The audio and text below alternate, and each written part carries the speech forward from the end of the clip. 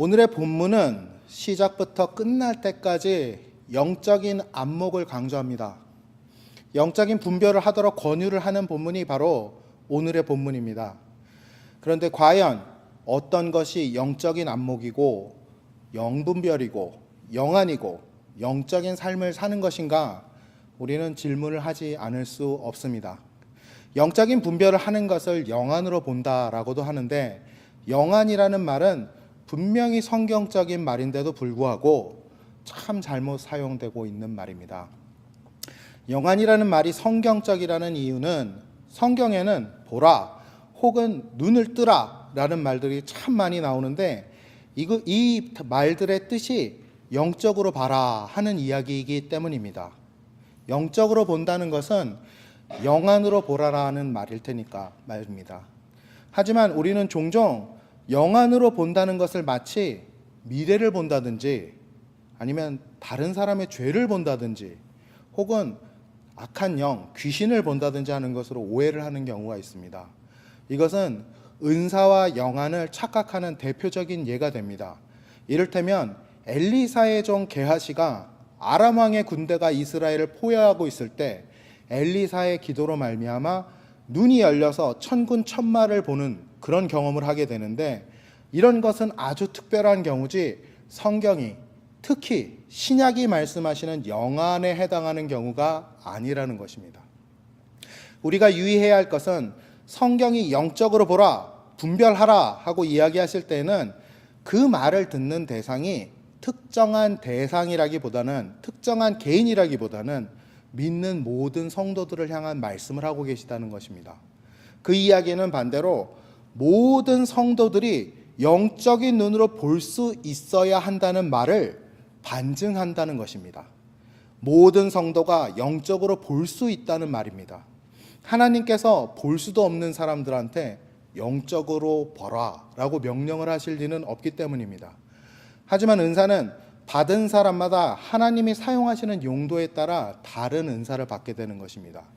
그러니까 앞서 말씀드린 특별한 능력들은 지식의 은사나 영분별의 은사 등으로 생각을 해야지, 이것을 영안이 열렸다든지 하는 식으로 이해하고 성경이 말씀하시는 영적으로 보는 것과 혼동해서는 안 된다는 말씀입니다.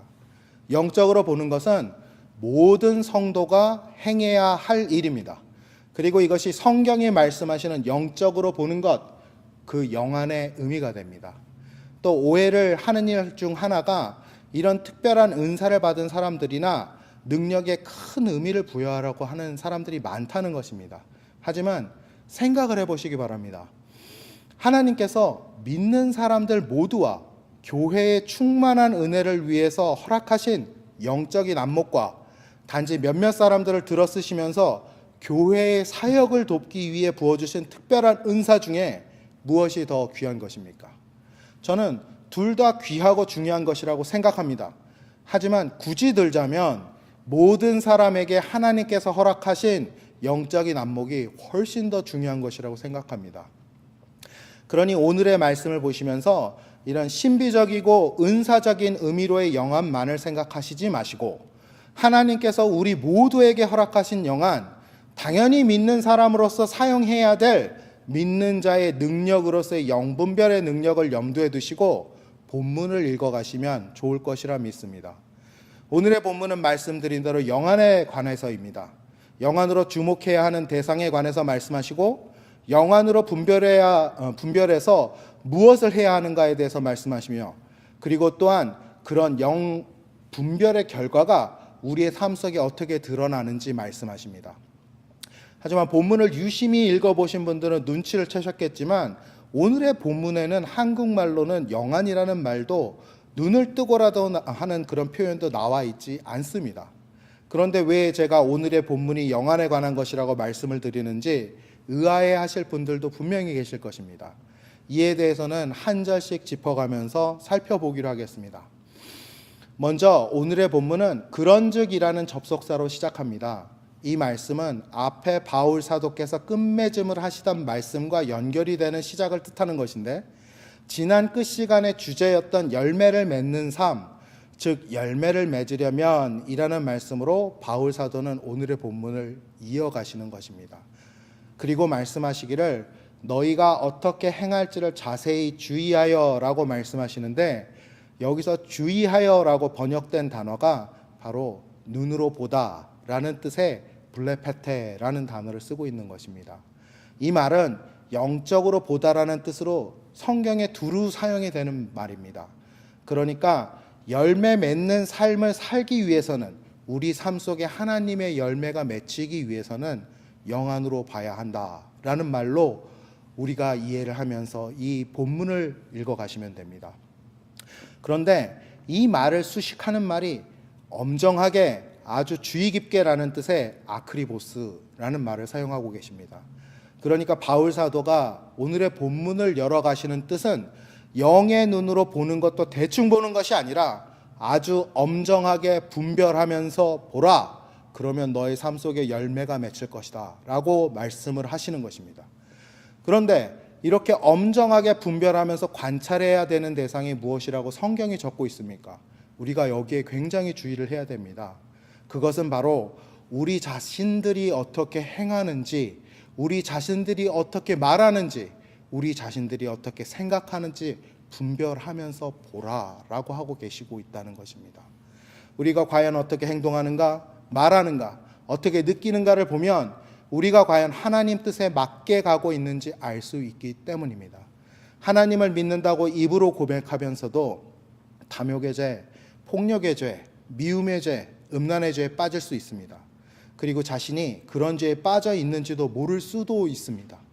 분명한 것은 이런 죄를 저지르기 전에 이미 우리가 죄의 방향으로 가고 있다는 것을 우리가 우리를 잘 살펴보면 알 수 있고, 정말 중요한 것은 이럴 때 우리 주 예수 그리스도의 이름으로 우리의 삶을 돌이킬 수 있다는 것입니다.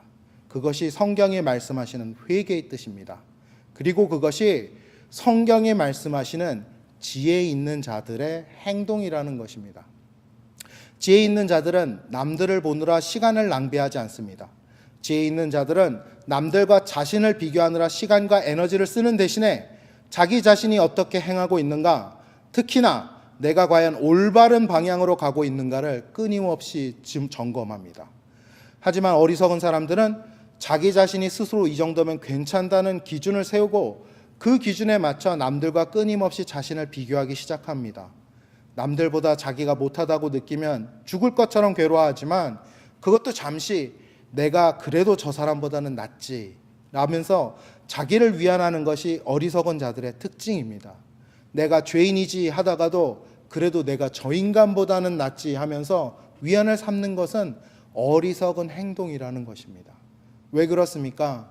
적어도 나라는 인간이 저 사람보다 선한 면이 있는 것이, 그리고 또 잘난 면이 있는 것이 왜 중요한 일이 아닙니까? 죄의 문제에 있어서, 영적인 관점에 있어서 중요한 것은 이 죄인이 저 죄인보다 조금 덜 죄를 지었다가 아니라 죄인인가 아닌가의 문제이기 때문입니다. 그리고 우리 주님을 만나서 이 죄의 문제의 해결을 받았는가 받지 못했는가가 중요한 문제이기 때문입니다. 남보다 내가 조금 더 낫다는 것은 전혀 중요한 문제가 되지 않습니다. 그리고 그것은 생각해봐야 시간만 아까운 시간 낭비가 되는 것입니다. 에베소서는 그래서 지혜 있는 사람은 쓸데없는 것에 집중해서 기회를 탕진하는 사람들이 아니라 세월을 아끼는 사람들이라고 하는 것입니다. 그런데 조금 더 깊이 들어가 보면 이 세월을 아낀다는 것이 단순히 시간을 잘 활용한다는 뜻, 그 이상의 것임을 알 수 있습니다. 먼저 이 시간이라는 단어가 원어로는 카이로스, 즉 하나님의 시간이라는 뜻의 단어가 쓰였기 때문입니다. 일반적인 시간을 뜻하는 크로노스가 아니고 또 시간이나 세대를 뜻하는 헤메라가 아닌 이 카이로스를 사용하므로 이 구절이 뜻하는 바가 좀 더 심오해진다는 것입니다. 단순히 시간을 아끼는 것이 아니라 하나님의 때, 하나님의 주시는 기회를 아낀다는 것이 되기 때문입니다. 여기에 더해서 아끼다로 번역된 엑스 아고라조라는 단어는 모든 것을 활용한다, 주어진 가치를 다 활용한다는 뜻이 있는 말이기 때문에 이 구절을 다시 번역하면 하나님이 주신 기회를 전부 다 활용한다는 뜻이 되는 것이기 때문입니다. 누구나 인생에 기회를 갖고 싶어 합니다. 게다가 그 기회가 하나님이 주시는 기회라고 하면 더더욱 그렇습니다. 그리고 그렇게 갖게 된 기회를 자신의 어리석음으로 날려버리고 싶은 사람은 아무도 없을 것입니다. 그렇게 귀한 기회를 붙잡기 위해 말씀은 무엇을 하라고 가르치고 계십니까? 그것이 바로 영안으로 자신이 행하는 것을 철저하게 살피고 조심하고 분별하면 누구나 다 하나님이 허락하시는 하나님의 때, 즉 하나님의 기회를 붙들 수 있다고 말씀하시고 계시는 것입니다.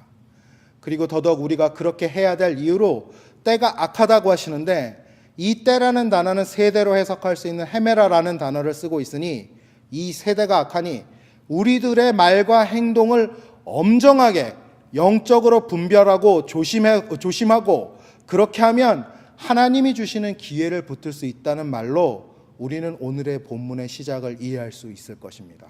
이 악한 세대에 대해서는 나중에 더 자세히 말씀드릴 기회를 하나님께서 허락하여 주실 것이라고 믿습니다.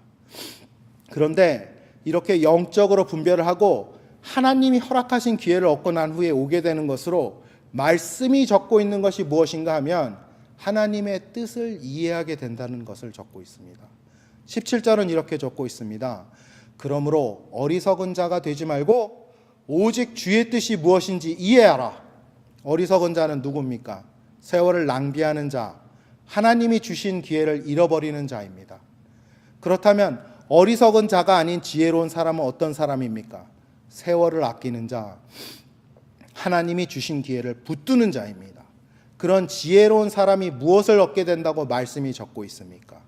하나님의 뜻을 이해하게 된다고 말씀은 적고 있는 것입니다. 그런데 뭔가 이상합니다. 하나님의 뜻을 알고 나서 하나님이 주시는 기회를 잡을 수 있는 것이 아닐까?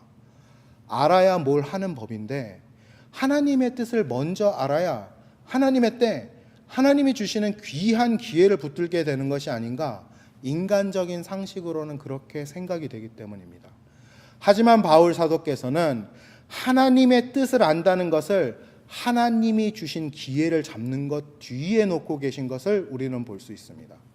얼핏 생각하면 우리의 말과 행동을 영적으로 분별해서 다스리고 그러고 나면 하나님의 뜻을 이해할 수 있고 그러면 하나님이 허락하시는 때와 기회를 잡을 수 있어야 그게 상식적으로 맞는 말 같은데 말씀은 오히려 영적으로 분별하는 생활을 하고 나면 하나님의 때와 기회를 붙들 수 있고 그러고 나면 그제서야 하나님의 뜻을 이해할 수 있다고 말씀하시고 계시다는 것입니다. 왜 이렇게 말씀을 증거하고 계십니까? 그 이유가 무엇입니까?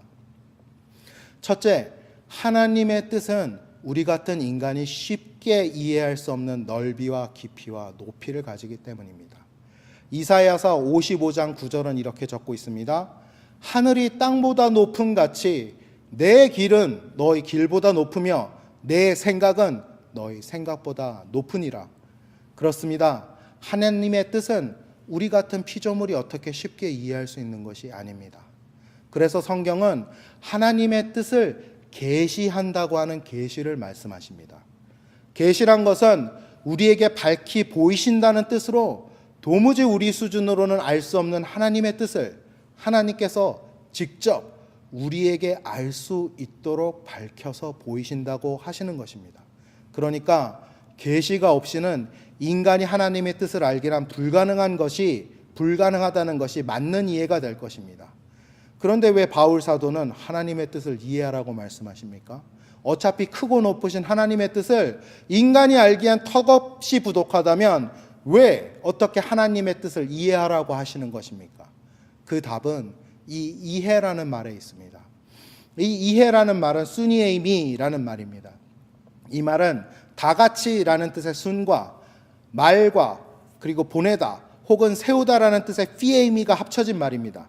그러니까 다같이 합쳐서 세우다라는 뜻이 되는 말인데 이것이 이해하다라는 뜻으로 사용되고 있다는 것입니다.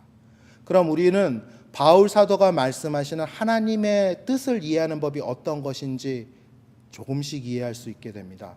바울 사도가 우리에게 전하시는 하나님의 뜻을 이해하는 비밀은 우리에게 허락하셨던 하나님의 때 기회들을 통해서 반복해서 알려주시던, 즉 계시해 주시던 하나님의 뜻을 다 모아서 하나님께서 우리에게 원하시는 방향이 무엇인가 깨달아가게 하시는 그런 것이라는 말씀인 것입니다. 그러니까 우리가 영안을 번쩍 뜨게 되자마자 하나님의 뜻이 척척 이해되는 것이 아니고, 우리의 삶을 통해서 우리에게 순간순간 계시로 경험시키셨던 하나님을 경험했던 그 기회들을 통해 하나님이 주신 그 경험들을 다 통틀어 가면서 하나님이 어떤 분이신지 어렴풋이나마 알게 되고, 하나님의 사랑이 어떤 것인지를 깨달아가며 하나님께서 나를 향해 가지고 계시는 뜻이 과연 무엇인지 깨달아가는 것이라는 것이 바울 사도께서 오늘의 말씀을 통해서 우리가 엿볼 수 있는 하나님의 뜻을 알아가게 되는 비밀이라는 것입니다. 그렇기 때문에 하나님의 뜻을 이해하는 것이 먼저가 아니라 하나님을 경험하는 것이 먼저인 것입니다. 하나님을 경험하고 나면 그 경험을 통해 이해하게 되는 것이 하나님의 뜻이라는 것입니다. 말씀을 통해 또 나의 삶을 통해 하나님을 경험하는 그 경험이 쌓이고 쌓이면 나를 인도하시는 하나님께서 과연 어떤 분이신지 알게 되고, 또 하나님의 뜻은 어떠한 것인가 이해하게 된다는 것입니다. 내가 찾기 전에 나를 먼저 찾아와 만나 주셨던 주님, 내가 죄 중에 있을 때 나를 구원해 주셨던 주님, 내가 구렁에 빠져 있을 때 나를 건져 주신 주님, 내가 상처 입었을 때 나를 치유하여 주셨던 주님, 이런 주님을 만나는 경험들이 켜켜이 쌓여야 하나님의 그 크신 뜻을 느끼게 되며 이해하게 되어지는 것이라는 것입니다. 그것이 바로 영안이 뜨여진 크리스찬의 삶이라는 것입니다. 이 말씀을 준비하면서 저는 생각이 나는 한 믿음의 선배가 계셨습니다. 그분은 바로 고 옥하는 목사님이셨습니다. 옥하는 목사님은 평생을 예수 그리스도의 제자로서 예수 그리스도의 제자를 키우시는데 전념하시는 삶을 사시고 하나님의 품으로 돌아가신 목사님이셨습니다. 특히나 그분의 예수에게 미친 삶을 살아야 한다는 광인론은 아직도 많은 후배 목회자들에게 영향을 크게 주고 있는 현장 목회의 지침과 같은 목회 이론입니다.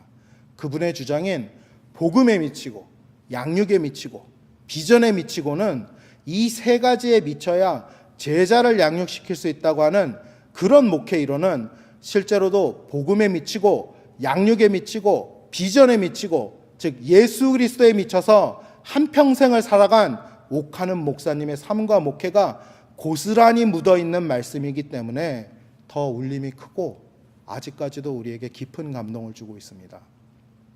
그런데 모든 위대한 사람들이 공통적으로 평생을 일관성을 가지고 살지만 꼭 자신의 일관성으로 설명할 수 없는 한 부분이 있듯이 고 옥하는 목사님도 삶의 끝자락에 우리가 이해하기 어려운 말씀을 하시기 시작합니다.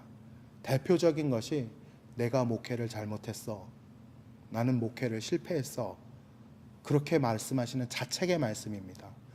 이런 말씀은 정말로 얼토당토않게 들렸던 것이 목회를 하면서 가장 가까운 거리에서 옥하는 목사님을 모으시던 사람들조차도 옥하는 목사님의 삶의 진짜 모습 때문에 예배를 드리는데 걸림돌이 된다거나 자신이 시험에 들거나 한 적이 없다고 다들 고백하는, 그야말로 살아있는 성자와 같이 살아오신 이 목사님이 자신의 목회를 실패한 목회로 생각하고 괴로워하셨다는 것이 과연 이해할 수 있는 일입니까?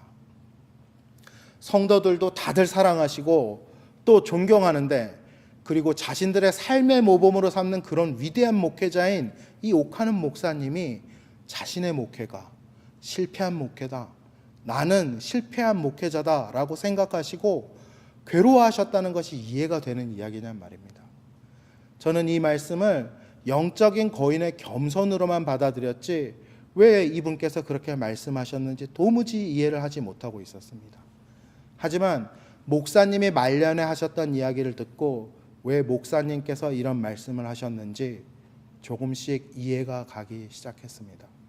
그것은 옥하는 목사님께서 사람이 쓸 수 있는 에너지가 100이라면 70만 써라 라고 후배 목사님께 하셨다는 충고를 듣고 나서입니다. 그 후배 목사님께서는 옥 목사님의 이 말씀이 젊었을 때 몸을 아껴야 나이 들어서 고생하지 않는다라는 말씀으로 받으신 것 같았지만 저는 이 말씀이 아주 다른 이야기로 들렸습니다. 그것은 이 위대한 영적 거인이 자신의 삶을 되돌아보았을 때 인생의 어느 부분에서 자신의 힘을 100을 써서 하나님 대신에 자기 자신이 일을 한 부분이 있었구나 하고 느끼신 것이 아닐까 하는 것이었습니다. 복음에 미치고 예수에 미쳐서 살았지만 인생의 어느 부분에 가면 하나님보다 내 힘으로 앞서 나간 부분이 있었구나 하는 자책을 하시고 자신의 목회를 엄격하게 영적인 눈으로 바라보신 것이구나 하는 그런 깨달음이 있었다는 것입니다. 그래서 자신의 후배 목회자들에게 너희들이 다 하려고 하지 마라. 힘은 70만 쓰고 나머지 30은 하나님의 뜻을 깨닫는 데 바쳐라 하고 말씀하신 것이구나 하는 생각을 했습니다. 그렇다면 옥하는 목사님이 정말로 본인께서 고백하시듯 실패한 목회를 하신 분입니까? 전혀 아닐 것입니다.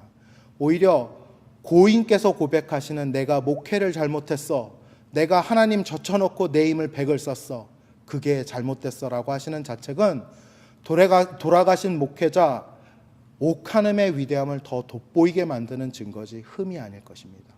왜냐하면 고인의 그러한 자책과 반성은 정말로 이 목회자가 하나님 앞에 서 있는 한 인간으로서 하나님의 소명을 받은 한 인간으로 정말로 내가 주님께서 부르신 그 모습으로 잘 서 있나 끊임없이 그리고 너무나 엄정하게 영적으로 자신을 비춰보는 그 일에 집중하고 있었다는 확실한 증거이기 때문입니다.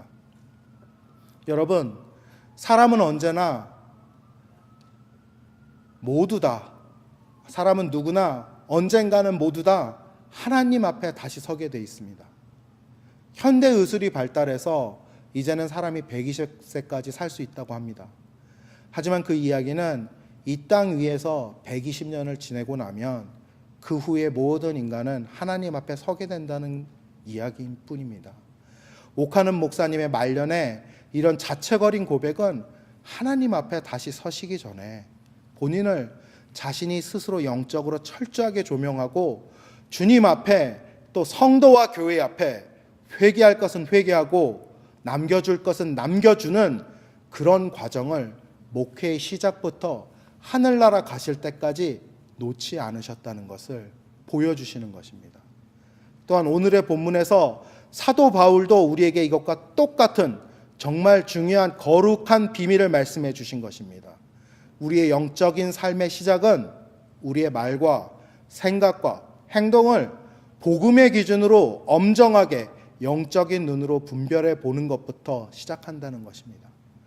옥하는 목사님의 삶은 우리가 우리를 영적으로 분별하는 이 일은 우리 주님께서 우리에게 은혜를 이 땅에서 부어주시는 한 끊어지지 않고 계속해서 반복해 해야 할 일이라는 것을 보여주시는 것입니다. 그리고 그 일을 잘 해내야 우리가 주님 앞에 잘 설 수 있는 하나님께 상급을 받기에 부족함이 없는 그런 종이 되는 길이라는 것을 삶으로 말씀해 주시고 계시는 것입니다. 그만큼 중요한 일이 오늘 바울 사도께서 말씀하시는 영안으로 나를 엄정하게 그리고 철저하게 검증해 보는 일이라는 것입니다. 하나님께서 나에게 주신 소명을 다하기 위해서 전력을 다하고 계십니까? 나에게 허락된 에너지의 70을 소명을 위해 쓰시고 나머지 30은 하나님께서 나를 보시는 그 시선으로 나의 행동과 말과 생각을 영적으로 분별하며 엄정하게 살펴보시길 축원드립니다. 그렇게 하실 때 하나님께서 우리에게 은혜로 준비해 주시는 하나님이 주시는 그 거룩한 기회를 잡을 수 있고 그 기회가 우리에게 줄 수 있는 모든 것을 우리가 받을 수 있다는 것입니다. 그것이 바로 성령의 충만으로 우리에게 나타난다는 말씀인 것입니다. 성령 충만의 시작, 하나님이 부어주시는 거룩한 기회를 붙잡는 일, 그 거룩한 하나님의 사역이 우리가 우리의 말과 행동과 생각을 영적으로 엄정하게 분별하는 일부터 시작된다는 것입니다. 자신의 영적인 민낯을 쳐다보는 일은 쉬운 일은 아닙니다. 내가 그래도 괜찮은 인간이라고 위안하고 살고 있던 그 착각을 벗겨버리는 일이 쉬운 일일 수 있겠습니까? 영적으로 보잘것없는 이 나를 거룩하신 주님 앞에서 조명을 받는 일이 쉬울 수 있겠습니까? 하지만 그렇게 해야만 우리에게 예수 그리스도의 보혈과 십자가가 무슨 의미인지, 왜 나에게 복음이 필요한지, 주님의 보혈이 왜 필요한지 깨닫고 구원에 이르게 될 것이 아니겠습니까? 하나님을 찾지 않겠습니까? 그렇게 해야 주님 앞에 무릎을 꿇지 않겠습니까? 그래야 아직도 우리를 위해 보혈을 흘리고 계시는 주님의 모습을 볼 수 있지 않겠습니까? 그래야 주님께서 우리의 이마에 보혈로 써주시는 새로운 이름을 받을 수 있지 않겠습니까? 그래야 소명을 받을 수 있지 않겠습니까? 그래야 하나님의 이름을 진심으로 찬양하지 않겠습니까? 그래야 주님께 힘을 받아 세상을 승리할 수 있지 않겠습니까? 그래야 주님께서 안심하시고 우리에게 능력을 허락하시지 않겠습니까? 그렇다면 사랑하는 성도 여러분, 우리는 오늘 이 순간 무엇에 집중해야 하겠습니까? 오늘 사도 바울은 우리에게 지혜 있는 자와 같이 깨어 나의 말과 행동과 생각을 영으로 분별하라고 하십니다. 이것이 하나님께서 나에게 계획하시는 하나님의 역사의 시작이 된다고 하시는 것입니다. 나의 초라하고 죄된 모습으로도 덮을 수 없는 하나님의 위대하신 그 역사가 바로 여기서부터 시작된다는 것입니다. 하나님께서 나에게 주신 소명을 다하기 위해 전력을 다하고 계십니까? 나에게 허락된 에너지의 70을 소명을 위해 쓰시고 나머지 30은 하나님께서 나를 보시는 그 시선으로 나의 행동과 말과 생각을 영적으로 분별하며 엄정하게 살펴보시길 다시 한번 축원드립니다. 아멘.